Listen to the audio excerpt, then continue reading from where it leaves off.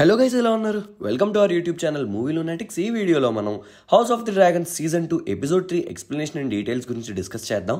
Episode 1 and 2తో compare చేస్తే episode 3లో అంతగా స్టోరీ ఏం ఫార్వర్డ్ అవ్వలే అనిపించింది. నాకు లైట్గా ఫిల్లర్లా అనిపించింది.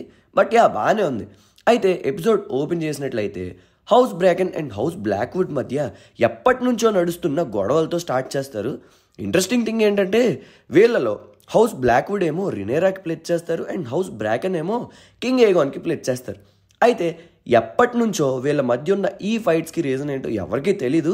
బుక్లో వీళ్ళ గొడవకి రూట్ కాజ్ ఏంటనేది మెన్షన్ చేయలే. సో ఇదే కాకుండా ఇంకొక ఇంట్రెస్టింగ్ పాయింట్ ఏంటంటే ఈ రెండు హౌసెస్ కూడా హౌస్ టలీ కిందకు వస్తాయి.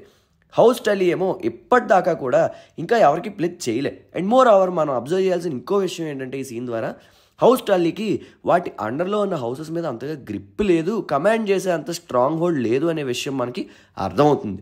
అయితే ఈ హౌసెస్ మధ్య ఉన్న ఈ చిన్న చిన్న గొడవలే పెద్ద పెద్ద బ్యాటిల్గా రూపాంతరం చెంది బ్యాటిల్ ఆఫ్ ద బర్నింగ్ మిల్గా మారతాయి. ఇదే మన ఎపిసోడ్ టైటిల్ కూడా, ద బర్నింగ్ మిల్. రెండు హౌసెస్ ఈ బ్యాటిల్ వల్ల గ్రేట్ లాస్ని సఫర్ అవుతాయి. ఇదే విషయాన్ని లేటర్ మనకి ఎపిసోడ్లో కూడా చెప్తారు. అయితే సీన్ షిఫ్ట్ అయ్యి టీమ్ బ్లాక్స్ దగ్గరికి వెళ్తుంది. అక్కడ ఎరిక్ ట్విన్స్ యొక్క ఫ్యూనరల్ జరుగుతూ ఉంటుంది. ఇక్కడే మనకి రేనిస్ అండ్ రినేరా మధ్యలో చాలా ఇంట్రెస్టింగ్ కాన్వర్సేషన్ జరుగుద్ది. రేనిస్ రినేరాతో అంటుంది, డెఫినెట్గా ఇది ఓటో చేయించిన పని అయితే కాదు, ఉడుకు రక్తంతో ఆలోచించకుండా చేసిన పని అనిపిస్తుంది. ఓన్లీ రివెంజ్ తీర్చుకోవాలనే దారిలో పోతున్నారు. ఇలా చేసుకుంటూ పోతుంటే అసలు ఇదంతా ఎక్కడ మొదలైంది కూడా మర్చిపోతారు. ఏగాన్ కొడుకుని చంపినప్పుడా, లేదా ఏమండ్ లూక్ని చంపినప్పుడా, లేదా లూక్ ఏమండ్ కన్ను మీద నైఫ్తో చేసిన డ్యామేజ్ వల్ల, ఇలా ఒకటి అవుతూనే పోతుంది. వీటన్నిటి వల్ల రివెంజ్ ఉంటూనే వస్తుంది. అసలు మూల కారణమే మర్చిపోతున్నారు. దీన్ని సాల్వ్ చేసుకోవడానికి ఇంకొక దారి ఉంది. అది ఆలిసెంట్ హైటవర్ అంటది. మీ నాన్న చనిపోయాక ఆలిసెంట్ నా దగ్గరికి వచ్చింది, తనకి యుద్ధం చేయడం కావాలని నేను అనుకోవట్లేదు అంటది. అయినా రినేరా ఒప్పుకోదు. మరి తను ఇదంతా జరుగుతున్నప్పుడు చూస్తూ ఉంది, అది యుద్ధం కావాలనుకోవడం కాదా అంటది. తను పంపించిన రేవన్ని కూడా నేను ఓపెన్ చేయలేదు అంటది. అయితే అప్పుడు రేనిస్, ఆలిసెంట్ వల్ల కాదు, ఆలిసెంట్ చుట్టూ ఉన్న మనుషుల వల్ల ఎలా అవుతుంది, ఇక్కడ కూడా నీకు తెలియకుండానే ఏగాన్ కొడుకుని ఎలా చంపారో అక్కడ కూడా అలానే అవుతుందేమో అని మెల్లగా కన్విన్స్ చేయడానికి ట్రై చేస్తుంది. రినేరా మొదట ఒప్పుకోకపోయినా తర్వాత కొంచెం ఆలోచించి కన్విన్స్ అయినట్టే కనిపిస్తుంది. అయితే టీమ్ గ్రీన్ విషయానికి వస్తే కింగ్స్ గార్డ్ కమాండర్ నుండి హ్యాండ్గా ప్రమోట్ అయిన సర్ క్రిస్టన్ కోల్ స్మాల్ కౌన్సిల్ మీటింగ్కి వెళ్తాడు. వెళ్ళే దారిలో ఉన్న కింగ్స్ గార్డ్ ఎవ్వరూ కూడా ఈయనకు అంత రెస్పెక్ట్ ఇస్తున్నట్టుగా కనిపించరు. అయితే స్మాల్ కౌన్సిల్లో యాజ్ యూజువల్గా వార్ స్ట్రాటజీస్ గురించి మాట్లాడుకుంటూ యుద్ధం ఆల్రెడీ స్టార్ట్ అయింది అంటూ ఎపిసోడ్ స్టార్టింగ్లో జరిగిన హౌస్ బ్రాకెన్ అండ్ హౌస్ బ్లాక్వుడ్ మధ్య ఇష్యూ గురించి మాట్లాడుకుంటారు. అయితే దీంట్లో రెండు హౌసెస్కి చాలా డ్యామేజ్ జరిగిందన్న విషయం కూడా వీళ్ళకి తెలుసు. అయితే ఇంకో విషయం ఏంటంటే పేరుకే వాళ్ళు కింగ్ ఏగాన్ లేదా రినేరాని కొట్టుకున్నారు, కానీ ఆ రెండు హౌసెస్కి ఒకరి మీద ఒకరికి గ్రడ్జ్ అప్పటి నుంచో ఉంది. ఇప్పుడు దీన్నే మనం వార్కి స్టార్టింగ్ సైన్ అని మనం అనుకోలేమని స్మాల్ కౌన్సిల్ మెంబర్స్ అంటారు. మరి ఏం చేద్దాం అంటాడు ఏగాన్. అయితే అప్పుడు క్రిస్టన్ కోల్ ఒక ప్లాన్ సజెస్ట్ చేస్తాడు. మనం ఈ వార్ నెగ్గాలంటే మనకి రివర్ ల్యాండ్స్ ముఖ్యం. రివర్ ల్యాండ్స్ మన వైపు తెచ్చుకోవాలంటే ముందు మనం హెరన్ హాల్ని మన వైపు తిప్పుకోవాలి. సో నేను పర్సనల్గా ట్రైన్ చేసిన ఆర్మీతో అటువైపుగా వెళ్ళి హౌస్ బ్రాకెన్ని కలుపుకొని హెరన్ హాల్ని ఈజీగా సరెండర్ చేసుకోవచ్చు అంటాడు క్రిస్టన్ కోల్. అయితే నీతో పాటు వేగార్ని కూడా తీసుకెళ్ళి అంటాడు ఏగాన్. వేగార్ ఇక్కడే ఉండి సిటీని డిఫెండ్ చేయడమే బెటర్ అని అంటాడు కోల్. మరి మీ మీదకి డ్రాగన్స్ వస్తే ఏం చేస్తారు? నేను నా డ్రాగన్తో మీతో పాటు ఫ్లై చేస్తాను అంటాడు ఏగాన్. ఈ పని మనం సైలెంట్గా చేయాలి, నాకు ఎలాంటి అటెన్షన్ వద్దు, కామ్గా వెళ్ళి పని చేసుకుని వచ్చేస్తాం, నువ్వు ఇక్కడే ఉండు, నీ సేఫ్టీ ముఖ్యం అని కోల్ అండ్ ఏమండ్ ఇద్దరు ఏగాన్కి నచ్చ చెప్తారు. అండ్ ఏమండ్ వాళ్ళతో పాటు వెళ్ళడు, సిటీలోనే వేగార్తో పాటు డిఫెండ్ చేయడానికి ఉంటాడు. ఇదంతా పక్కన పెడితే ఇక్కడ సీన్లో ఏగాన్ చేతిలో ఉండే వెలారియన్ స్టీల్ బ్లేడే లేటర్ ఆన్ బ్రాన్ స్టార్క్ని అసాసిన్ చేయడానికి వాడతారు. అండ్ నైట్ కింగ్ని చంపడానికి ఆర్యా స్టార్క్ యూజ్ చేసిన నైఫ్ కూడా ఇదే. ఎన్ని ఇయర్స్ ఉందో చూసారా ఈ చిన్న బ్లేడ్. ఈ బ్లేడ్ యాక్చువల్లీ చాలానే మేజర్ ఈవెంట్స్ చూసిందని చెప్పుకోవచ్చు గేమ్ ఆఫ్ థ్రోన్స్ హిస్టరీలో. అయితే ఇక్కడే క్రిస్టన్ కోల్ ఈ బ్యాటిల్కి స్టార్ట్ అయ్యేప్పుడు ఒక కొత్త క్యారెక్టర్ని ఇంట్రొడ్యూస్ చేశారు. ఈ క్యారెక్టర్ నేమ్ వచ్చేసి సర్ గ్వెయిన్ హైటవర్. ఈయన ఆలిసెంట్ హైటవర్ తమ్ముడు అనమాట. అయితే ఆలిసెంట్ ఈయన్ని కూడా కోల్తో పాటు పంపిస్తుంది. ఇంట్రెస్టింగ్ విషయం ఏంటంటే కోల్ అండ్ ఆలిసెంట్ మధ్య ఏదో ఉంది అని గ్వెయిన్ హైటవర్కి తెలుసు అనుకుంటా. వెళ్లే ముందు ఆలిసెంట్ని క్రిస్టన్ కోల్కి తన హ్యాండ్ కర్చీఫ్ లాంటిది ఇస్తుంది. అయితే పక్కన నుంచి సర్ గ్వెయిన్ వీళ్ళ వైపు అలానే చూస్తూ ఉంటాడు. అండ్ తర్వాత వీళ్ళంతా స్టార్ట్ అవుతారు టువర్డ్స్ రివర్ రన్. వీళ్ళు ఇలా వెళ్తూ ఉండగా వీళ్ళకి మధ్యలో బేలా ఎన్కౌంటర్ అవుతుంది. ఆల్రెడీ లాస్ట్ ఎపిసోడ్లో రినేరా చెప్పిందిగా బేలాతో కింగ్స్ ల్యాండింగ్ మీద ఒక కన్నేసి ఉంచమని. సో అందులో భాగంగా బేలా వీళ్ళకి ఎదురవుతుంది. ఇదే షార్ట్స్ మనం ట్రైలర్లో కూడా అబ్జర్వ్ చేయొచ్చు. అయితే ఎక్కడో చాలా హైట్లో ఉన్న బేలా వితిన్ మినిట్స్లో చాలా ఫాస్ట్గా కింద క్రిస్టన్ కోల్ వాళ్ళని చూసి పైనుంచి కిందకి జెట్ స్పీడ్లో వచ్చేస్తుంది. ఆల్మోస్ట్ వీళ్ళు దొరికేశారు అనుకున్నా, కానీ కరెక్ట్గా టైంకి చెట్ల మధ్యలో దూరేస్తారు క్రిస్టన్ కోల్ అండ్ కో. అసలు ఈ సీన్ ద్వారా మేకర్స్ ఏం కన్వే చేయాలనుకున్నారంటే ద స్పీడ్ ఆఫ్ డ్రాగన్స్. ఈ డ్రాగన్స్ వల్ల బిగ్గెస్ట్ అడ్వాంటేజే స్పీడ్ అనమాట. యాక్చువల్గా ఆర్మీస్కి ఒక చోట నుంచి ఇంకో చోటకి వెళ్ళడానికి ఎన్ని మంత్స్ పడుతుందో డ్రాగన్స్కి మాత్రం డ్రాగన్స్ టీంలో ఉన్న వాళ్ళు మాత్రం ఈ స్పీడ్ వల్ల వాళ్ళకి ఎంత బెనిఫిట్టో పోర్ట్రే చేయడానికి ట్రై చేశారు. అయితే క్రిస్టన్ కోల్ అండ్ కోకి తెలియని ఇంకో విషయం ఏంటంటే వీళ్ళు బయలుదేరుతున్న హ్యారన్ హాల్కి ఆల్రెడీ డేమన్ వెళ్ళి అక్కడ ఉన్న స్ట్రాంగ్స్ ఫ్యామిలీని రినేరాకి ప్లెజ్ చేసేలా చేస్తాడు. ఇక్కడ పెద్దగా డేమన్ ఏం కష్టపడ్డు, చాలా సింపుల్గానే మ్యాటర్ తేల్చేస్తాడు. ఎందుకంటే ఇప్పుడు హ్యారన్ హాల్కి లార్డ్ అయిన సర్ సైమన్ స్ట్రాంగ్కి లారీ స్ట్రాంగ్ అంటే నచ్చదు.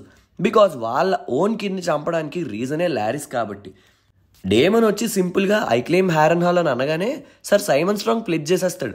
అయితే డేమన్ సర్ సైమన్ స్ట్రాంగ్తో మీ పైన లార్డ్ని సమన్ చేయండి మాట్లాడతా అని చెప్పగా, యాక్చువల్లీ మనం వీడియో స్టార్టింగ్లో మాట్లాడుకున్నాం కదా, ఈ హౌసెస్ మీద అప్పర్ హౌస్ అయినా హౌస్ టలీకి వీళ్ళ మీద అంత గ్రిప్ లేదని మాట్లాడుకున్నాం కదా, అదే విషయం తెలుసుకుంటాడు ఇక్కడ డేమన్. అయితే ఈ డిస్కషన్ అవుతూ ఉండగా ఇక్కడ ఇంకో ఇంట్రెస్టింగ్ క్యారెక్టర్ని ఇంట్రడ్యూస్ చేస్తారు. ఆమె నేమ్ వచ్చేసి ఆలిస్ రివర్స్ అనమాట. ఈమె క్యారెక్టర్ ఆరిజిన్ గురించి అంతగా తెలియదు, కానీ చాలా రూమర్స్ అయితే నడుస్తున్నాయి. యాక్చువల్లీ ఈమె సర్ లయనల్ స్ట్రాంగ్ పుట్టిన బాస్టర్డ్ అన్నమాట. అయితే డేమన్ ఆ రోజు నైట్ అక్కడే స్టే చేసినప్పుడు డేమన్కి వింత డ్రీమ్స్ వస్తాయి. అందులో యంగ్ రినేరా కనిపిస్తుంది చనిపోయిన ఏగాన్ సన్ అయిన జెహారిస్కి స్టిచెస్ వేస్తూ. అయితే ఆ డ్రీమ్ నుంచి బయటికి వచ్చి చూసేసరికి డేమన్ తన ఛాంబర్స్లో కాకుండా అక్కడున్న వేర్వుడ్ ట్రీ దగ్గర ఉంటాడు.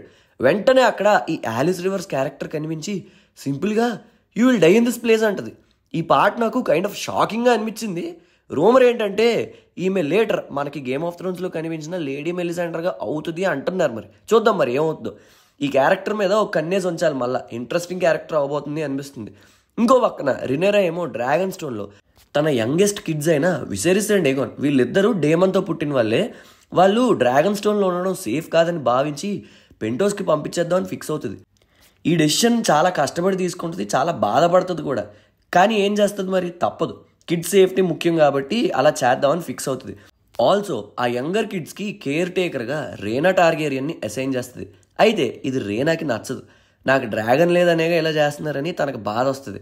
అయితే రినేరా, నువ్వు వాళ్ళకి కేర్ టేకర్గా కాదు ఒక మదర్లా ఉండాలి, నాకు వీళ్ళని పంపించాలని లేకపోయినా వాళ్ళ సేఫ్టీ కోసం ఇది చేస్తున్నా అన్నట్టు నచ్చ చెప్పి ఒప్పిస్తుంది. రేనాకేమో వెళ్ళడం ఇష్టం ఉండదు.